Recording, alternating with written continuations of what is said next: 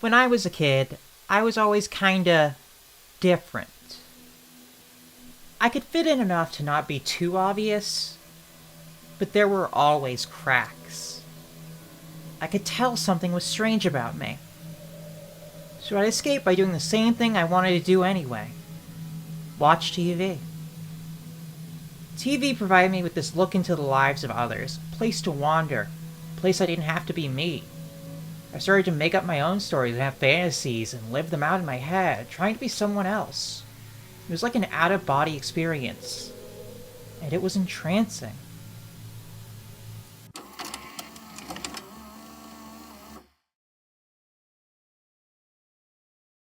There's a famous myth about a frog in a pot. You've all probably heard it. If you turn the heat on all at once, the frog will jump out of the pot to safety. But if you instead just slowly raise the heat, the frog will sit there as it cooks to death. Its scientific accuracy has been largely debated, but it's primarily used as a parable about how we can get complacent when threats only appear slowly. But see, I've always found something oddly relatable about the frog being slowly hurt but thinking, no, this is fine. I wonder if the frog ever feels the water getting hotter, but convinces itself that it's just making it up. Let's think of a different scenario. Let's say one person is slowly cooking on the inside, in a manner that is undetectable and will take decades to finally kill them. But they feel it. They've felt it since birth. And so that boiling sensation affects how they live their life. They stumble and have trouble fitting in, or acting the way they're expected around people, all because of the pains of this internal heat destroying them. But no one ever remarks on it. They don't know what's going on. They just look at them as the weirdo who can't fit in. So the person assumes everyone must just feel the same way.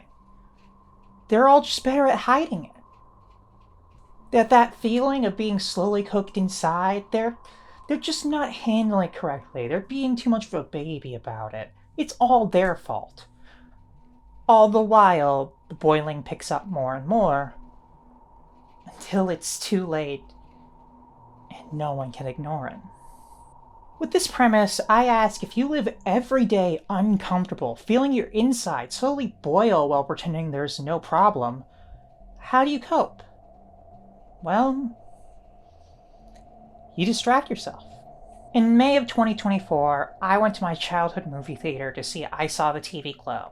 The film, directed by Jane Schoenbrunn, had been receiving praise from film critics I trust and people around me for months, both at its premiere at Sundance and in other festival screenings around the world.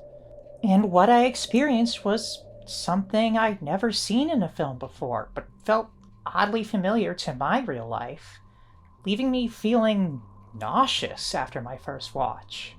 Rarely have I ever felt a movie as much as I felt this one. I became obsessed, thinking about it for months and months, discussing it with friends. It instantly became one of my favorite movies. The film felt like it was made for me, that was me on the screen. And so I've spent every day since reflecting on my life. This is a video about the movie I Saw a TV Glow, sure, but it's also a video about me and my own journey. I've been thinking a lot about who I am, who I was, and who I can be. And this is the most primal way of representing that. Art is the universal language humans use to communicate their emotional experiences with each other. And this film just happened to perfectly describe a feeling that has touched on so much of my life. And this is my way of returning that dialogue. So please, join me in praising the Church of the Cathode Ray.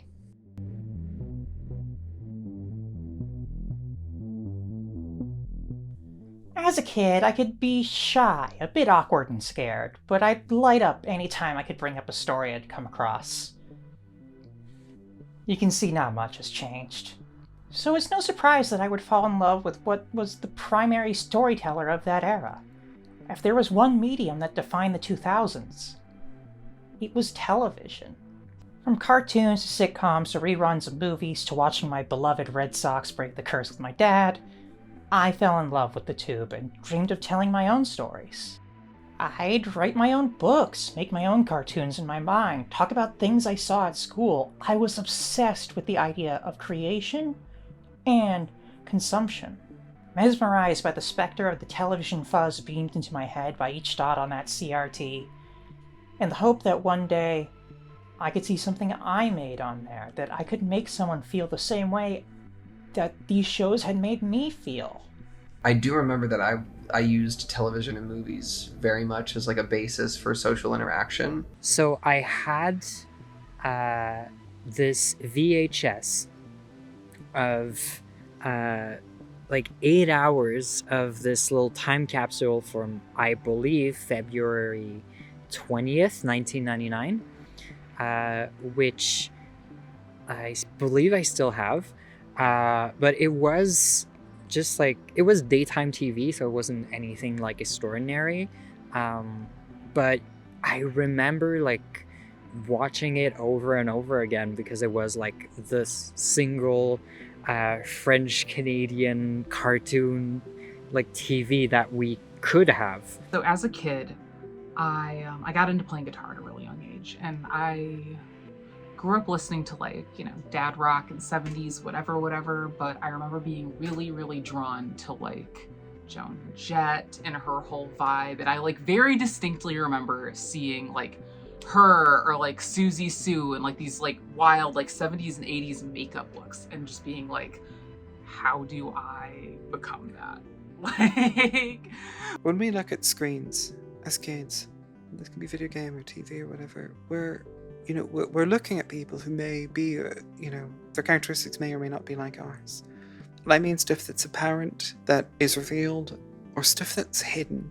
It stuck with me, that thought of like TV could feel like something familiar and something that means a lot, even though it's just kind of cartoons and nothing important, but it felt important at the time, and I would say it still does. So fittingly, I Saw the TV Glow begins with a tradition I found natural to me at the time: staring at the TV blankly and channel surfing. We open on our main character, Owen, flicking through the channels on a random night, draped in the light of the CRT, when something catches his attention. This Saturday night on a brand new pink Opaque. Drain lords, hundreds of them, coming out of the drains. Isabel's bathroom has a new supernatural infestation that no exterminator can take care of. It's the attack of the Drain Lords. 10:30 p.m., 9:30 Central, this Saturday night on the Young Adult Network. As he hears the repeated line, Can't hurt you if you don't think about them. They can't hurt you if you don't think about them. the next scene shows Owen under a playground parachute in gym class, distracted from the other kids, walking around feeling the barrier of the parachute, searching for any simple tactile feedback. To feel something. Sensory escape to forget the self. It collapses in on itself. We cut to an older Owen out in the woods as he informs us through narration that he hasn't been sleeping well, so he started rewatching his favorite show, The Pink Opaque. Return to 1996. Owen is a kid again, and his school is having a club fundraiser as the parents file in to vote at the school gymnasium. And Owen spots a young girl reading through an episode guide for The Pink Opaque and decides to talk to her despite his anxiety. He wants to know about the TV show in some way, but he admits he hasn't seen it yet. They move to sit by the vending machine and, oh hey, notice how Owen is framed in pink with the word body highlighted in the corner? Owen explains that he really wants to watch the show, but it comes on too late for him to watch, as it's after his bedtime. But this girl, Maddie, convinces Owen to lie to his parents and pretend to go to a sleepover at an old friend's house. Honey, you remember Join Haler, right? Yeah? Only to walk across town and watch it with her and her friend. Notice the contrast of Owen pretending to hang out with a boy he hasn't talked to in years, only to meet up with a group of girls instead, as if he is desperate to not give the game away and admit he is anything but a typical guy. Of special note is even when asking his mom about the sleepover through a lie, he can't even bring himself to ask his father, asking his mom to be a surrogate for him.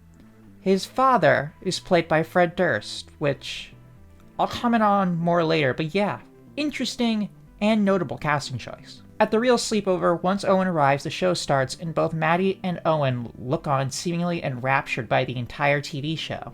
This is probably a good time to establish what the Pink Opaque actually is as a show.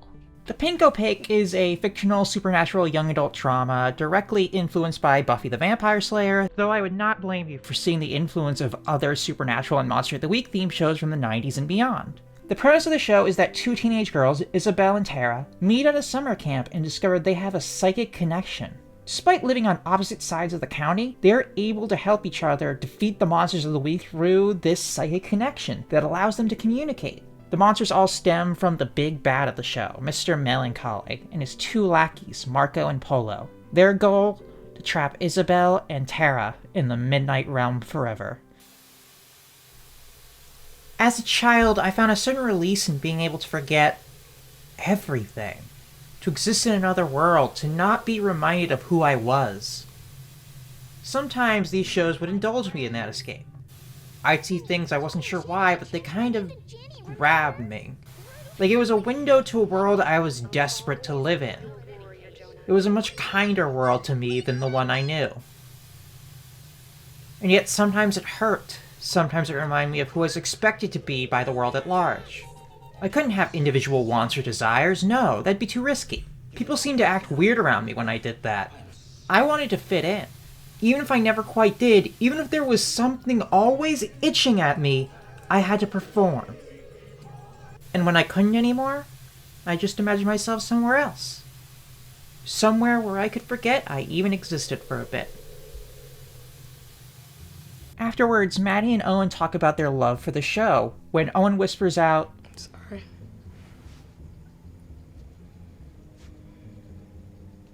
Don't apologize. remember that. As Maddie goes upstairs to her room to sleep, she warns Owen to be out by dawn. If my stepdad catches you, he'll break my nose again. Taking a pause to go back down before going up to her room, Maddie lets out a simple reply. Sometimes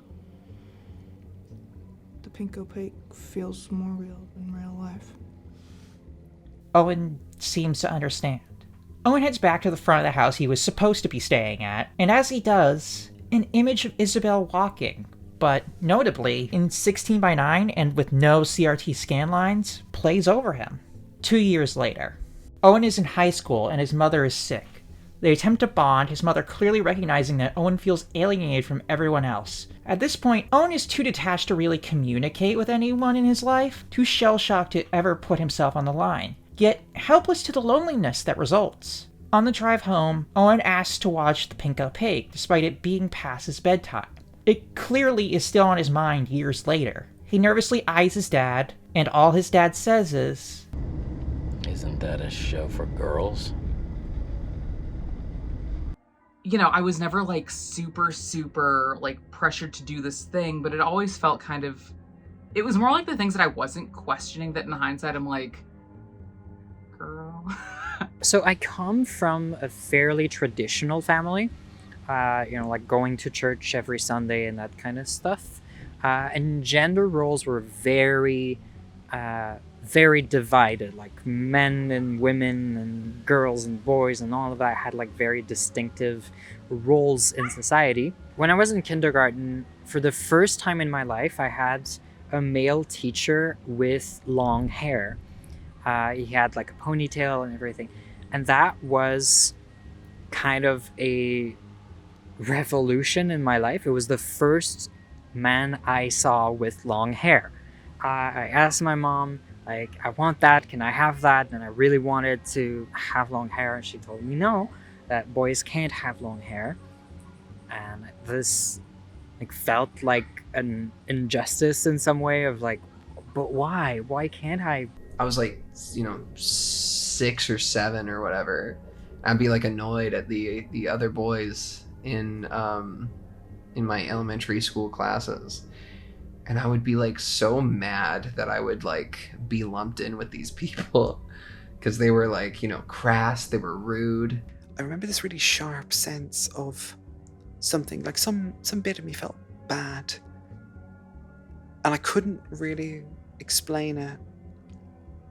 And I can only really say in retrospect, It was the sense of feeling disconnected suddenly, like cut off, excluded.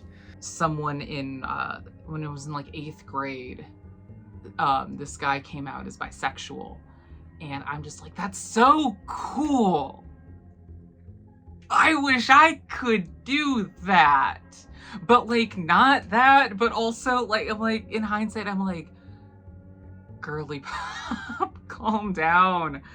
I remember being really scared of the like create a character screen in video games because it was like, I can be a girl, but like I have to do it as a bit, otherwise I will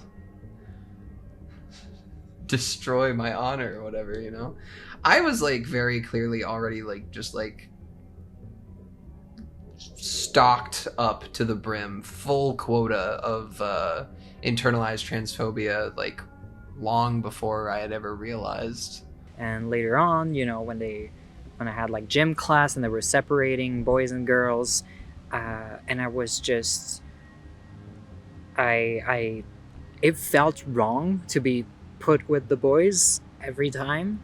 Like, I was like, no, that's not where I'm supposed to be at. Like, it did not feel right to me to be placed in a certain group when I felt more like another without being really able to like pinpoint it.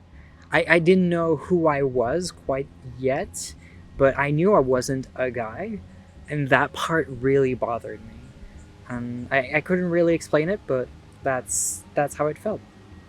That's the thing. Even if you're not explicitly told, it's not hard for a child to pick up on the fact that men and women are seen different ways. You see it through clothing. Each time in class boys and girls get separated, the things your family buys for you versus the girl up the street, the toy aisles, how other kids act. And even if you want to escape it through TV, you can still see it through every commercial, every boys versus girls episode. You can see how people expect you to behave and what you're supposed to like. And if you're not exactly like that, who are you? In the times when I did think of myself, I couldn't figure out who I was. Every time I looked at my reflection, it was like staring at a stranger. I recognized that that was supposed to be me, that I'd see old videotapes of myself and know that was me logically, but it's like I couldn't connect myself to it. Nothing about me looked like a real person. It just felt like TV static. I tried to fit in, but I only really felt comfortable in my own made-up worlds. I'd ramble about things I saw on TV, things I read about, but frankly I never fully connected. I always felt like an alien, and people treated me as one. How can you really feel equal to other kids when you don't think you provide anything of value in the first place? Or when everyone else looks at you and sees a stumbling fool? So often, I was alone. Whether on purpose or not, it was always the same.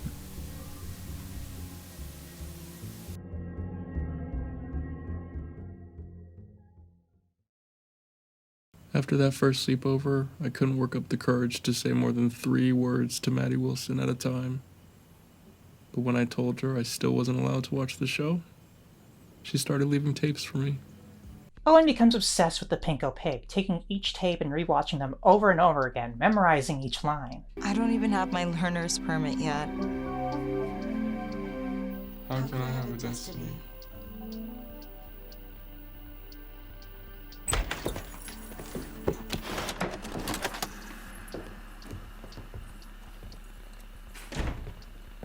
This was a practice I remember doing a lot as a kid too. I remember having this tape I made with 2 episodes of Drake and Josh on it. My mom actually had one of those minivans with a VHS player in it because, well, she had 2 kids. I, too, would pay money for peace and quiet. I totally understand. Anyway, I used to watch it over and over again on car rides to the point that even the commercials became lodged in my memory. I can literally play the Rolling Can Chef Boyardee's commercial from memory in my head. But I love Chef. But it wasn't just taping things. See, I'd tape some shows, but at this point in cable, they had a guide to look through. And there were some shows and episodes that I'd see on the TV guide, and I felt like I had to watch it. It was compelling. I didn't know why. I would never record it. I'd feel embarrassed being caught, and I wouldn't be able to understand why I felt embarrassed. I just felt like I had to keep seeing it. Yeah, I mean, like, if you're a trans femme of a certain age and strata and demographic, there's that Fairly Odd Parents episode where Wanda gets pissed and turns Timmy into a girl, and you're just like, why is that a bad thing? That's not a bad thing. I do remember there was this one episode of Lizzie McGuire. I have not seen a single other episode of Lizzie McGuire. It was the one that was on TV at the time for some reason. It's probably extremely cheesy to look at it today, but back then it was like, what is this? Could it be? And like I was freaking out of like, I knew it couldn't happen, but I so wish it could. And I had like this thing at the back of my mind of, I want more of this. And I continued to seek out body swap related stories and just changing minds with another person. And it was like TV whenever an episode of something like that came along, or like I was reading a lot back then, so books and manga, and this meant a lot. And it was and I couldn't really like place it, but I knew it was something that I really wanted. The relationship between Tara and Willow that emerges later is great. I loved it so much, and I remember having a poster. I think it may have just been Willow. It may have been like from before Tara even shows up, or it may have been the two of them. And again, memory's fraught. I don't want to make too strong a claim. I do think it was just Willow though, but I just liked her. I wanted to be like her. I identified with... We had certain things in common. A degree of awkwardness that we just both, in both cases, got over by being more true to ourselves, by being less willing to let other people talk down to us, define us, deride us, by pushing back against that. So, you know, there's commonality with her. You know, in Tara and Willow's relationship, I was desiring something, I was feeling attraction to something, I was feeling a connection with something that I didn't really want to fully admit, or I couldn't really fully understand, that I wanted, that I needed, that I desired. Because that relationship, of all the relationships we see on screen in that show, that one felt like really genuine and real and desirable. In the TV show Leverage, which is like this like dumbass late 2000s, early 2010s TV show about some hackers, there's a character on there named Elliot. There was an episode where there was supposed to be a flashback to him in high school, and I was like trying to be like an actor at this point. I was like a very, very young teenager. I was like 13, 14, something like that, and I was trying to be an actor. And I get notified about this audition. They wanted Elliot's origin story to be like, they wanted him to be a goth.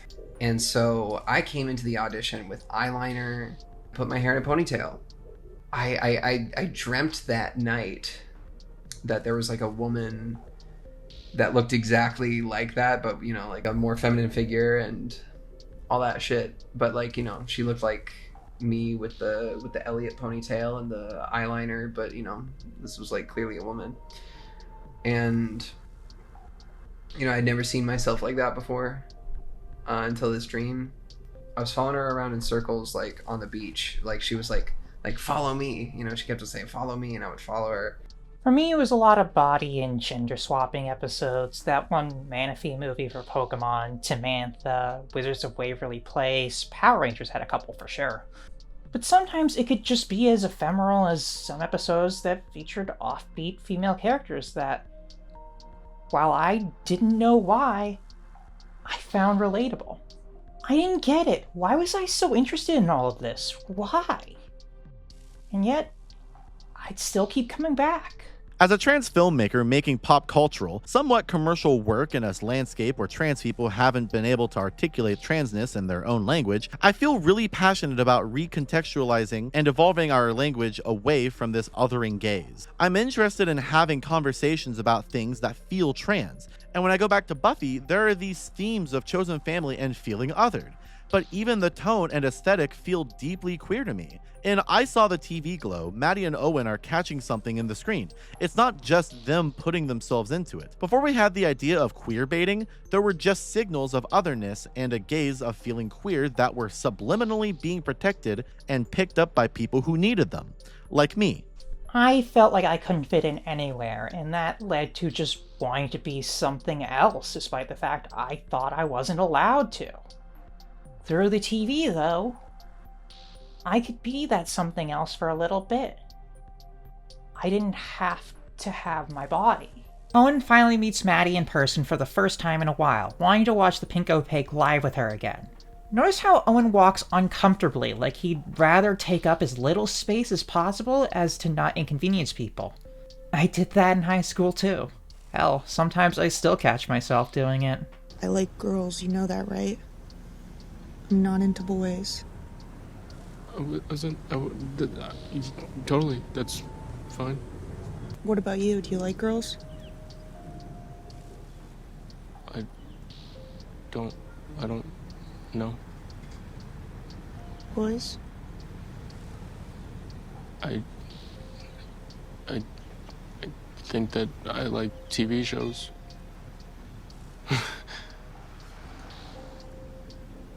When I think about that stuff, it feels like someone took a shovel and dug out all of my insides, and I know there's nothing in there, but I'm still too nervous to open myself up and check. Growing up, I knew crushes were a thing guys were supposed to have. Like a lot of things, I kinda didn't quite get it. I'd say I got it, I'd maybe think I got it, but I didn't truly get it. Most of the girls versus boys mentality I had as a young kid was me just trying to emulate cartoons and the other kids. It was trial and error. But the stereotypical gender wars never came natural to me. When the time came, crushes never came natural to me either. I remember being in middle school and trying desperately to force myself to have a crush on a girl, just so I could be like everyone else. I didn't judge gay people, I was very supportive of gay rights, but I needed myself to not be gay. To prove to myself that I wasn't that. I saw how they were treated, and so I needed to prove I was like everyone else, that I didn't stand out. And yet, even through the mask, there was something always different about me. My parents knew it and have told me since. They didn't know what it was, but it was clear I was something else. Whether it be gay, or neurodivergent, or trans, or whatever. It's like everyone could pick me out as an imposter, even if they didn't know what was different about me. And the only lesson I learned from the isolation and mocking is that I desperately needed to blend in.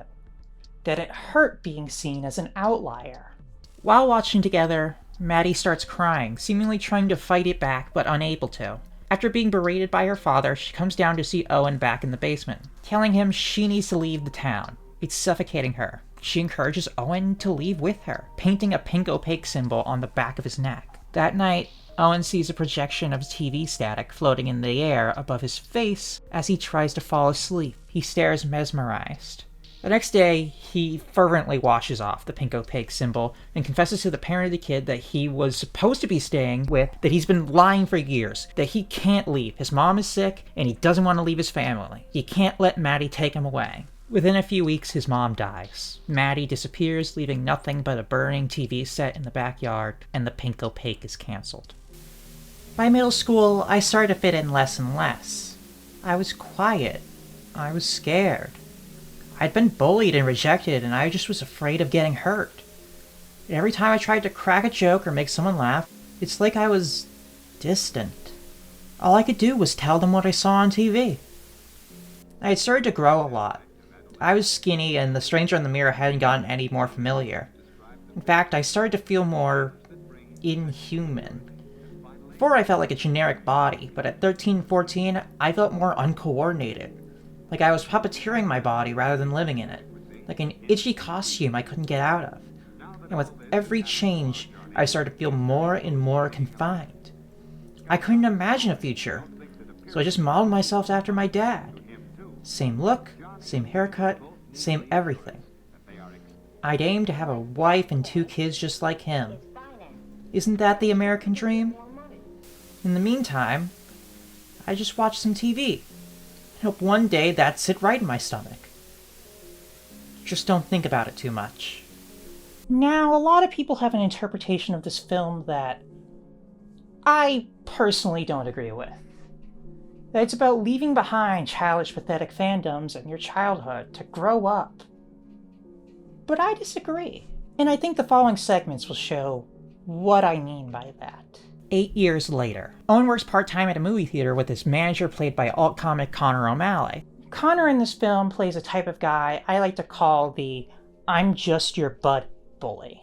The kind of guy who pretends to be buddy-buddy with you like you're friends, but every joke is at your expense. You are the punchline for a group of people who only tear you down. Hey, why don't you look at me, please? Just make eye contact with me. Seriously. This happened to me a lot growing up. It was a good way for popular kids to mock me out in the open, but not get caught. Because we were all just friends, right? Ignore the fact that they'd never invited me to go anywhere, and never talked to me in private, only in ways where I was put on show for the public. Driving home, Owen comes across a downed power line, sparking and colliding with a tree on the ground. Right next to it are the pages of a pink opaque episode guide. The page Owen grabs is for Season 6, Episode 1, the one that never came. Owen drives home and tells his dad he's sorry for being late. His dad says nothing, he only scowls. Owen takes a puff of his inhaler and goes to bed. The next day, he goes to the grocery store where he sees... Do you remember me?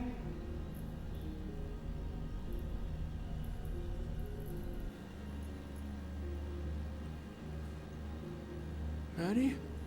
They go to a bar on the edge of town where Maddie asks Owen, When you think back on watching the pink opaque, how do you remember it?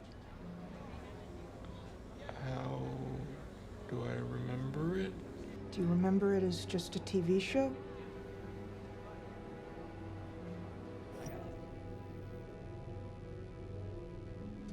Yeah. I remember it as a TV show.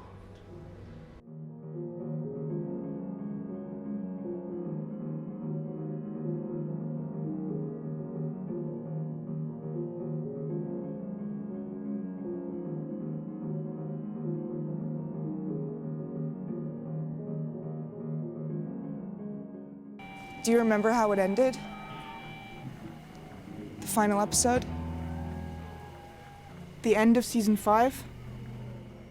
I'll be at the high school tomorrow night at midnight. I hope you'll come.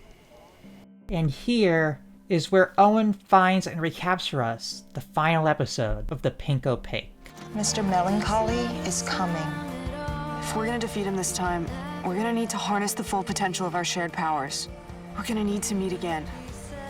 But then, as Isabel approaches, she picks something up. A stray signal from the psychic plane.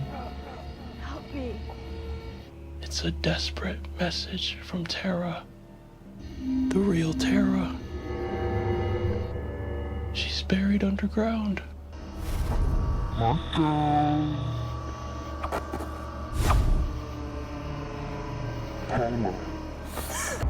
They cut out her heart. They feed her the Luna juice. And then he makes his entrance. Mr. Melancholy. The big bad. you're gonna love the Midnight Realm. It's such a wonderful, wonderful prison.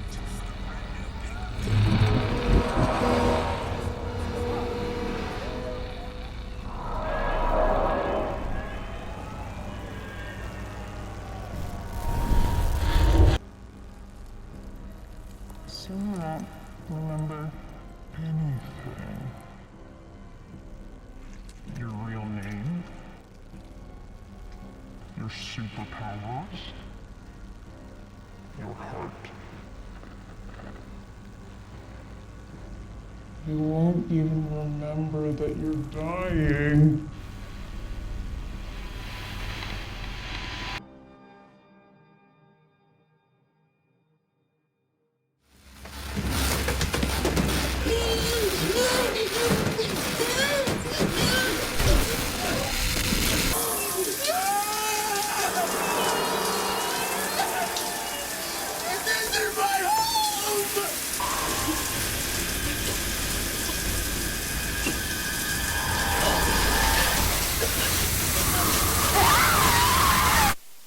I feel like I'm barely coming up for air, gasping. Everyone tells me I'm a smart kid, so I work hard for their praise. I work so hard, I work until my hands cramp and day turns to night. And yet I always feel 5 steps behind. I get the grades that make my family happy, but I can't manage to keep any friends, and I don't know how I'm supposed to act or talk to people. Oftentimes, friend groups get sick of me and find ways to humiliate me in public, and I feel alone. And I hate being alone. I hate being alone because I'm stuck with me and I hate me. I hate this head, I hate this body, I feel constricted, I feel overstimulated, I feel sick, I feel like I have a headache. And I start to realize I don't smile like everyone else. I don't seem to breathe easy like everyone else. None of the other kids seem to feel this dread. What's wrong with me? Is this what life is supposed to feel like? Stop! Stop! This is wrong! Everything is wrong! Why is nobody saying anything? So wrong! I feel like I'm drowning. Help! Somebody help! I'm gonna die like this! I can't live like this! Stop! Help me!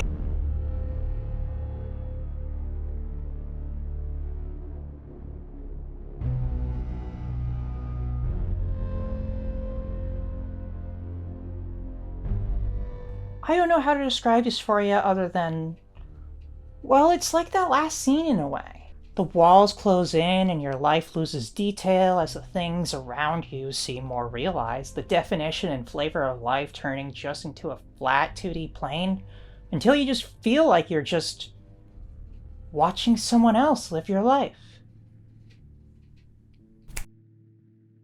It's terrifying, Lovecraftian. But so ever-present, you assume it must just be a part of life itself. In fact, that must be it, right? Anything else is terrifying. It might mean you're not like everybody else. You stand out. You are really the pariah they treat you as, and that's even scarier than continuing to live this way. At least, that's how you rationalize it at the time. You're a person by committee. Owen walks out of his house, and finding Maddie in the indoor planetarium, she tells of living her life far away from town, but that it felt like something was still wrong. Time wasn't right.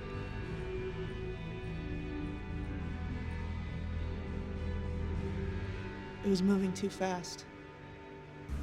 I told myself, this isn't normal. This isn't normal. This isn't how life is supposed to feel.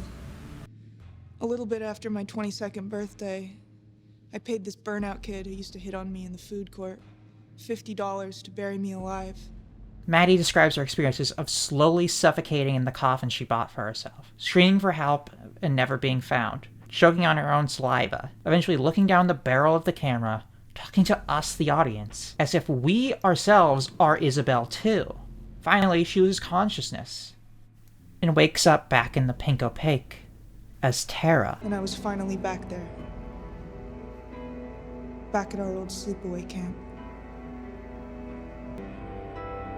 And I was me. I was finally me again. And it was the season 6 premiere. I tried looking for you, but Mr. Melancholy had covered his tracks too well.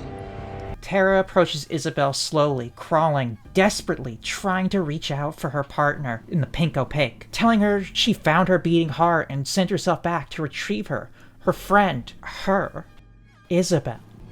Maddie. That's not my name.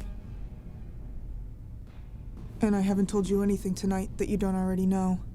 Remember? On the bleachers? You know what he put inside you. This is insane. I remember playing in the snow, driving to baseball games with my dad, cooking with my mom. Those memories were put there to distract you. To keep you trapped. This isn't the Midnight Realm, Maddie. It's just the suburbs.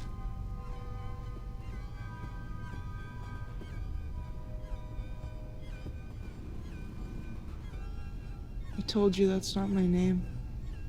Tara brings Isabel out to the old football field, where she has built a makeshift grave, where they'll both lie and return free, finally escaping. It's not real.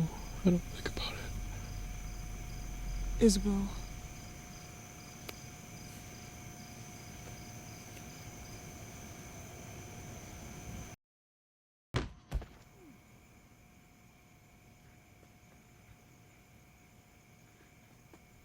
No, it's fine. I'm fine. Everything is fine. Everyone feels like this. I just need to be better, stronger. That's why I'm like this. I'm too weak. I deserve the years of pain. I need to be stronger. Years from now, this will all be a bad delusion. I can't be this. I won't be this. I see how they treat people like that, and no, that's for other people, not for me.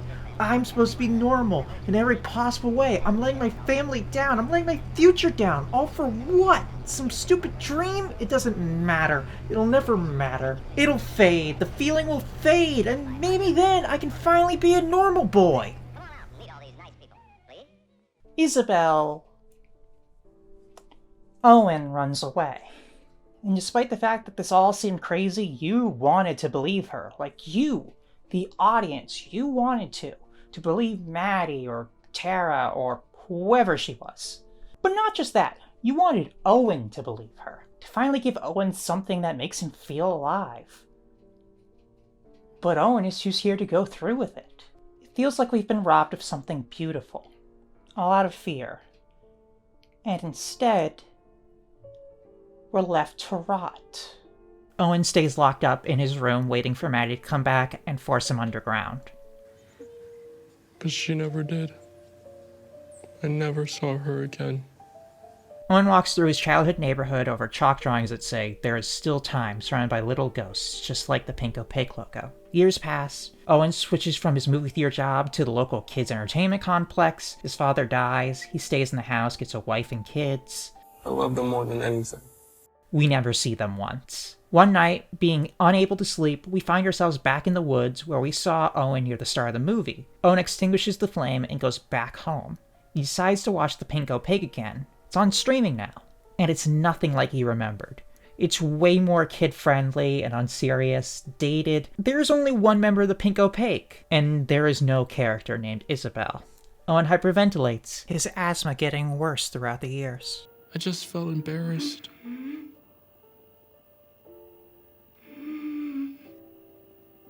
Time moves in a particular way when you're trans. Yes, time moves faster as you get older for everyone, but it moves by at light speed when you're stuck on autopilot. You're cognizant of it, you know that time is always ticking down, but you're so dissociated from reality and yourself that it just slips away, like you're barely awake. You're barely living, and that means that sometimes you can end up looking back at your life wondering, where did it all go, and what did I even do that whole time? Did I ever enjoy life? Did I even truly count as living? We cut to the entertainment complex. The arcade is filled with pink opaque themed cabinets. It's 20 years later. Owen is in his middle age, though it'd be more accurate to say he looks like a corpse more than middle age. In a back room, he unpacks the balls for the ball pit and returns to his job. He takes a puff of his inhaler as the words, "You are dying," flash in front of his face. The manager corrals Owen into helping him with a kid's birthday party. And it's in the private party room that Owen snaps.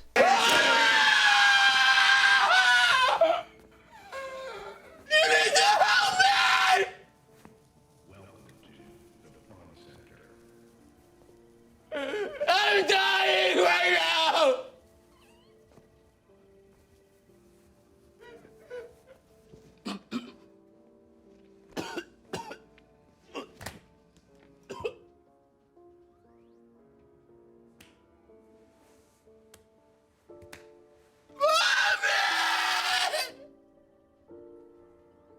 Owen escapes to the bathroom apologizing profusely and proceeds to vomit up Luna juice into the sink. He takes out his box cutter. Slicing his chest open, he finds inside him not the broken insides he expected, but beautiful glowing TV static. Isabel is still a part of him. He smiles. Owen puts his uniform back on, walks out, and continues apologizing profusely to everyone in the arcade. No one cares. Movie over. So that's it. That's who I am. It's never going away. I'm stuck like this. Fuck.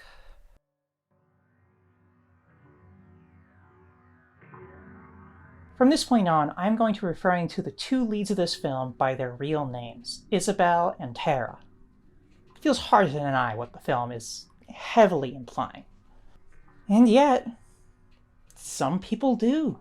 As mentioned earlier, some people online have instead interpreted this movie as being about how we get trapped in childlike nostalgia and refuse to grow up, eventually dooming us to never move on. That to me is very cynical in its own right.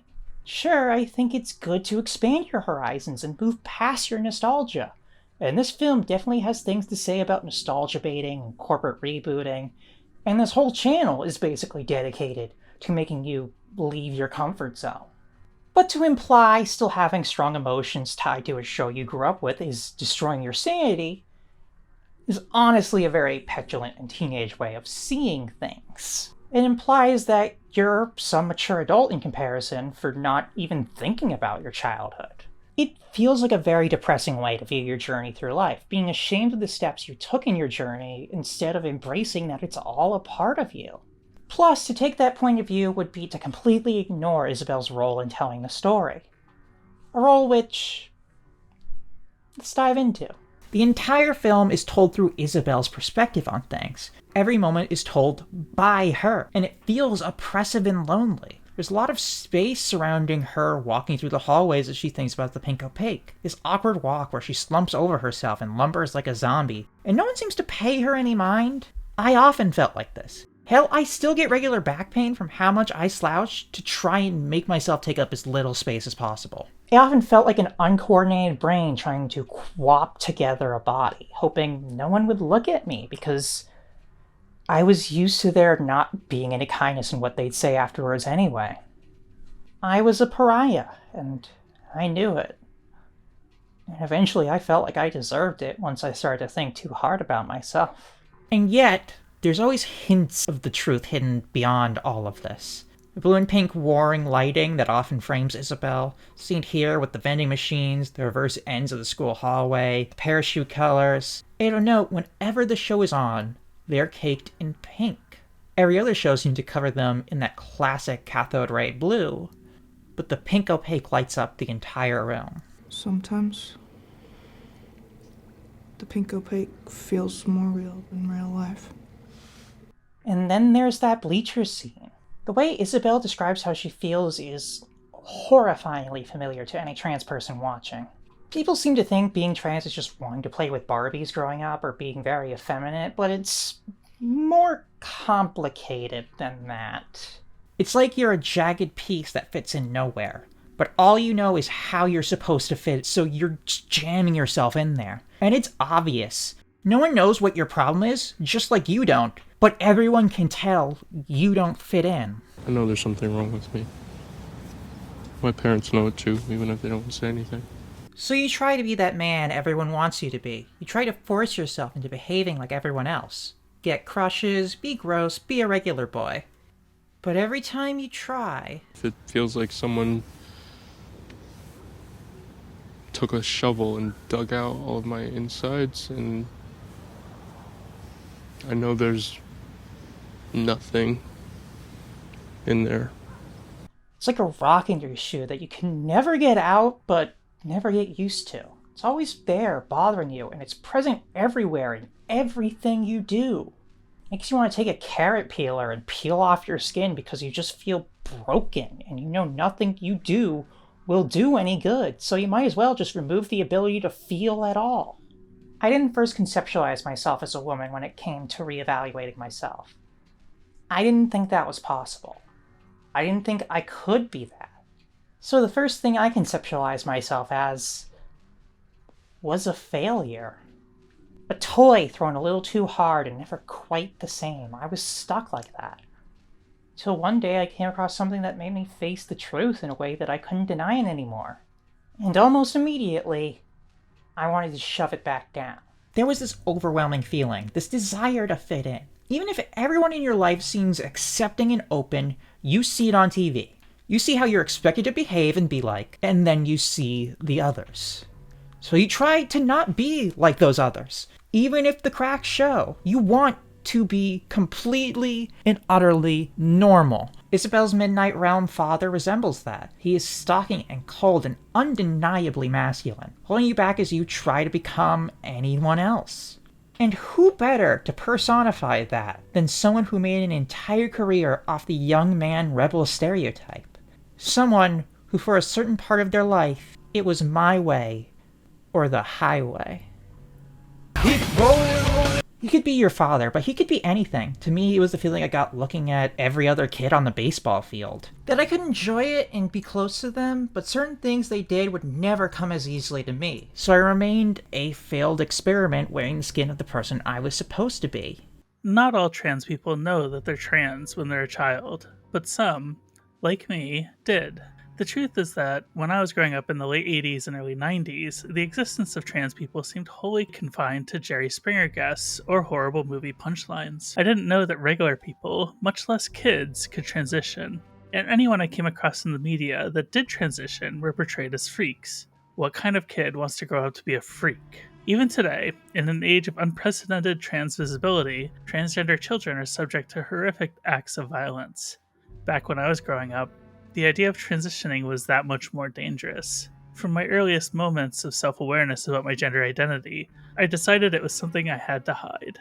But I mourn now what I lost, and it's the everyday experiences of girlhood I missed that really bring me to tears today. Sure, I have some positive childhood memories, a cross-country family road trip in an RV, or the many great times I had on an athletic field, but those memories are always viewed through the lens of my gender incongruence. The most positive memories I have from childhood are those in which my gender didn't matter. The truth is, my girlhood was empty. I started to view these failures to blend in as transgressions that deserve to be punished. I was letting down everyone. My parents had, of course, imagined a path I would go down in life. Every parent does. But I started to think to be anything but that was to ruin it. It doesn't matter if they'll be accepting, and even if they don't actually feel this way, I still feel like I'm taking away their comfort. I'm ruining their dreams of who I could become. And that whole time that I'm deciding what everyone else wants me to be, even without even asking them, I never dared to ask myself how I feel being like that. I felt like I needed to be selfless, even if it was denying myself the basic pleasures of living. But that's the thing, no one deserves to be doomed to living like that. While yes, we do have to look out for each other, a certain amount of selfishness is needed to keep yourself alive and healthy. Otherwise, you'll slowly fall apart. And you can't help anyone if you're dead. There's a part of me that sees myself in Isabel's running away at that burial. I eventually admitted to myself I needed to transition when I finally read something that solidified that none of my fantasies were ever gonna come true. That there never would be any magic or body swapping procedures or science that was ever going to give me that test run, the experience I was begging for to understand what I might want in something else. I was stuck like this unless I took that chance. And I broke down crying. Because from the moment the thought had crossed my mind, I'd been making excuses. Do you remember that scene where Owen tries to watch the pink Opaque again and it's just sickeningly embarrassing? That was how I was training myself to feel embarrassed of ever wanting something else for myself, for wanting to be anything but who I was expected to be, someone that felt right in their own skin. That one day in the future, it'd be an embarrassing secret that I would hide from everyone I ever talked to, burying it deep within, the gross cross-dresser kid who couldn't do anything right, being hopefully just a past memory, a phase. But that's the thing, even if I had buried it, that wouldn't have made the feeling go away. Because the truth is, it wasn't a phase, it was a lifelong crisis. And shoving it down was only going to result in me suffocating. It's not to say finding old shows haven't aged well is a bad thing, or that you shouldn't have a healthy media diet. Not at all, that's part of growing up. But why should you feel ashamed about receiving comfort from something long ago? For these TV shows being important to you? So what if to everyone else it was silly and ephemeral? You were a child, and you found comfort in things like an evil ice cream truck. One of the moments that stood out to me was when Isabel leaves her house to meet Tara at the indoor planetarium. She's met at her door by two figures. These two figures being Michael Marana and Danny Tamborelli, stars of the show The Adventures of Pete and Pete. And that kind of shows Jane's own experience with the impact of nostalgic TV. Yes, you shouldn't just limit yourself to entertainment from your past, but the things we watched when we were young still made an undeniable impact. It's important to find some comfort in that old CRT glow in our memories. Don't be anchored to it, but don't try to throw away the memories like Isabel tried to. It is still a part of you.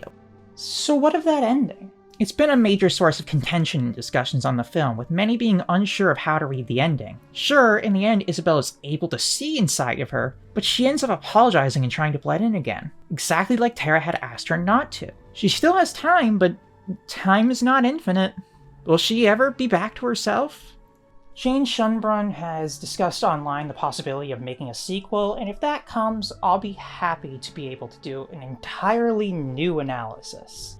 But of what we have now, what is the ending? Does she leave the Midnight Realm or not? Is it happy or sad? And the answer is, it's up to you. What I see in the end is something very familiar. The days after I finally admitted to myself I was trans, I tried to find any reason that could prove I wasn't. Anything that could confirm that I wouldn't have to go through with it. Transitioning is a process. And it's an ugly one. Much like burying yourself, it's difficult and often involves unraveling years of emotions pent up inside that you've taught yourself to be ashamed of. It's feeling lost and like you'll never be who you want to be. Isabel apologizing is part of what I went through too. But at the end of the day, no one else can make you transition. You have to do it for yourself. You have to make yourself take those steps and trust yourself and learn to love yourself completely. There is still time, but time is not infinite. Be wise. Humans' lives unfold in a constant state of becoming until death, but trans people are uniquely keyed into what this means thanks to the simple fact of our identities. You can get lost in that liminality too, forever trapped in a midnight realm of your own making, stuck between what you believe is true, I am a nice man with a good family and a good job and I love my life, and what you know deep in your most terrified heart of hearts is real. I am a girl, suffocating in a box. I think the reason it's open-ended is because it's showing its path to the audience. Think about it. How much of this has been relatable to you? How much have you buried deep within? Childhood TV shows, high school, part-time jobs, those are all temporary. What makes you feel free? If this message is for you, if you are someone that is facing that choice of acceptance and denial and are unsure of what to do, you are whom the ending comes from. Does Isabel make it out or does she suffocate? Do you? I know it's tempting to think that it can't hurt you if you don't think about it, but is that true? How much of that coughing is asthma? And how much is you slowly dying, suffocating under a mountain of dirt? So, Isabel, will you take that chance?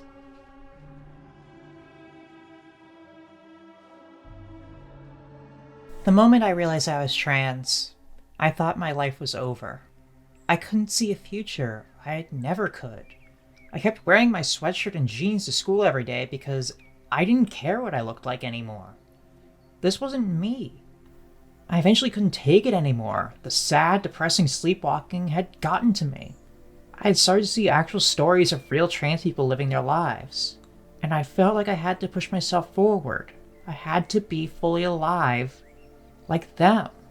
I came out to people, and it was scary. Actually, more than anything, it was something worse. It was wildly awkward.